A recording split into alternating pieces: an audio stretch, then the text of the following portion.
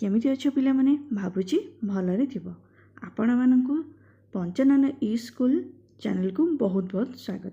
पिला माने आज आमे कोन पढ़िबा ना तमरो 10वीं श्रेणी इतिहास बहिर प्रथम भाग आमे आज पढ़िबा। ठीक अछि, चलो ताले आज आमे पढ़िबा इतिहास विषय रे। देख कौन अच्छी ना भारतीय जातीय आंदोलन रे गांधीजी आविर्भाव। देख पृथ्वी इतिहास पृष्ठारे जो केते जन विशिष्ट व्यक्ति ना उल्लेख अच्छी से मध्य किए ना महात्मा गांधी अन्यतम।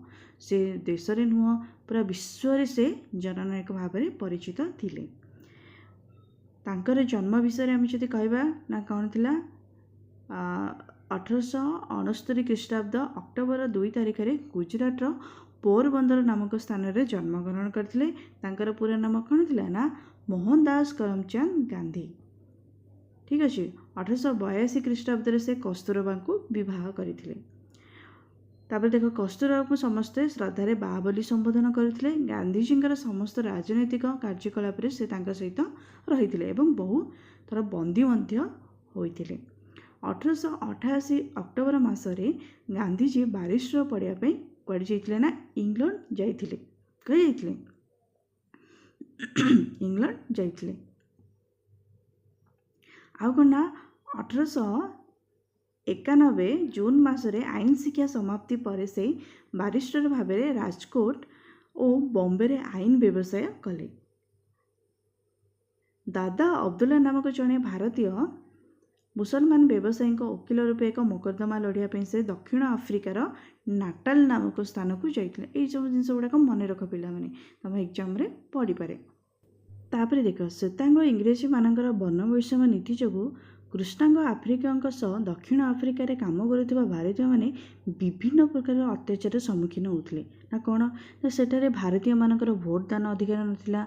सेमानकर नाम पंजीकरण करी निर्वाचन कर देवाकू पड़ूला। यहीपरि भाव में से अत्याचार करुले। आउ कौन से बसति स्थापन पर जनाकीर्ण अस्वास्थ्यकर परिवेश स्थान उद्दिष्ट कराइला।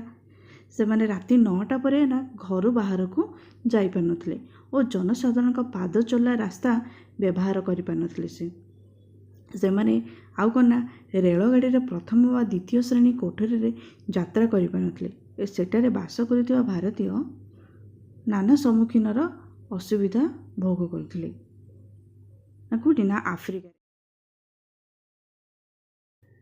ठीक अच्छे पिला माने एतिके बुझा पड़ा। चलो ताले नेक्स्ट देखिए कौन अच्छी टे मन रखु तो व्यवसाय वाणिज्य जहाज मालिक श्रमिक को श्वेतांग माने कुली बोली संबोधन करथिले और नीच दृष्टि रे देखुथिले। गांधीजी को कचेरी भितर पगड़ी काढ़ी देवाकू कुहाଯାଇଥିଲା। थरे से राति 9टारे पाद चला रास्ता चलुथिबारु पुलिस आक्रमणर शिकार होइथिले। समस्त होटेल तांकू रहिबाकू कोठरी देवाई मना कर देइथिले। दिने से रेलगाड़ी रे प्रथम श्रेणी कोठरी रे यात्रा करथिबा समय तांकर जने श्वेतांग सहयात्री अभियोग क्रमे गोटे स्टेशन कौन कराइला ना रेलगाड़ी से गार्ड को द्वारा से बाहर को सी जिनपतर सहित ठेली देते। श्वेतांग मान व्यवहार में गांधीजी मन विद्रोही हो उठिला। सेठारे भारतीय मानक मध्य राजनैतिक सचेतनता जागृत करने गांधीजी 1894 नाटाल भारतीय कांग्रेस नामक एक राजनैतिक अनुष्ठान गठन कले। कौन गठन कले? राजनैतिक अनुष्ठान ना कौन नाटाल भारतीय कांग्रेस एवं श्वेतांग मानकर अत्याचार संबंध में जनसाधारण को अवगत करने इंडियन ओपिनियन नामक एक संवाद पत्रिका प्रकाश कले। इंग्रेज मानक विरुद्ध में संग्राम करने निमंते गांधीजी नेतृत्व नेले। यही संग्राम समय से सत्य अहिंसा उपर आधारित नूतन अस्त्र सत्याग्रहर प्रवर्तन कले। 1906 ख्रीष्टाब्द जितेबाला दक्षिण आफ्रिकार सरकार एक आईन प्रणयन करी प्रत्येक भारतीय को निजर अंगुली छपा पंजीकृत प्रमाणपत्र को सबु समय निज सहित बहन करने बाध्यतामूलक कले। गांधीजी उक्त आईन विरोध में आंदोलन कले एवं यही आंदोलन में प्रथम सत्याग्रह अस्त्र प्रयोग करते। आउ कौन ना 1906 सेप्टेम्बर 11 जोहान्सबर्गर एम्पायर थिएटर ठारे अनुष्ठित एक साधारण सभा उपस्थित। ଥିବା ଭାରତୀୟମାନେ ଏହି କଳା ଆଇନକୁ ଅମାନ୍ୟ କରିବା ପାଇଁ ଦୃଢ଼ ସଂକଳ୍ପ ନେଲେ। ସରକାର ଅନେକ ଆନ୍ଦୋଳନକାରୀଙ୍କୁ ବନ୍ଦୀ କରିଥିଲେ। ଗାନ୍ଧିଜୀଙ୍କୁ ଜୋହାନ୍ସବର୍ଗ କାରାଗାରରେ ବନ୍ଦୀ କରି ରଖାଗଲା। ଏହି ଅହିଂସା ଆନ୍ଦୋଳନ ବିରୋଧରେ ସରକାରଙ୍କ ଦମନମୂଳକ ନୀତି ଅଧିକ ସଂଖ୍ୟକ ଭାରତୀୟଙ୍କୁ ଆଇନ ଅମାନ୍ୟ କରିବା ପାଇଁ ପ୍ରରୋଚିତ କଲା। ଗାନ୍ଧିଜୀ ସତ୍ୟାଗ୍ରହ ନୀତି ସଫଳ ହେଲା। ଇତିମଧ୍ୟରେ ସରକାରଙ୍କ ଦ୍ୱାରା ଭାରତୀୟମାନଙ୍କ ଉଦ୍ଦେଶ୍ୟରେ ପ୍ରଣୀତ ଦେଶାନ୍ତର ଗମନ ନିଷେଧ ଆଇନ ବିରୋଧରେ ଅନେକ ଭାରତୀୟ 1908 ଅଗଷ୍ଟରେ ନାଟାଲ ସୀମା ପାର ହୋଇ ଟ୍ରାନ୍ସଭାଲ ଗମନ କଲେ ଏବଂ ଗିରଫ ହେଲେ। ସେହି ବର୍ଷ ଅକ୍ଟୋବରରେ ଗାନ୍ଧିଜୀଙ୍କୁ ମଧ୍ୟ ବନ୍ଦୀ କରାଗଲା।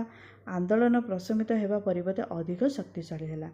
1913 ମାର୍ଚ୍ଚ 14ରେ ଦକ୍ଷିଣ ଆଫ୍ରିକା ଉଚ୍ଚତମ ନ୍ୟାୟାଳୟରେ ଏକ ନିଷ୍ପତ୍ତିକ୍ରମେ ଖ୍ରୀଷ୍ଟିଆନ ରୀତି ଅନୁସାରେ ସମ୍ପାଦିତ ହୋଇନଥିବା ପଞ୍ଜୀକରଣ ହୋଇନଥିବା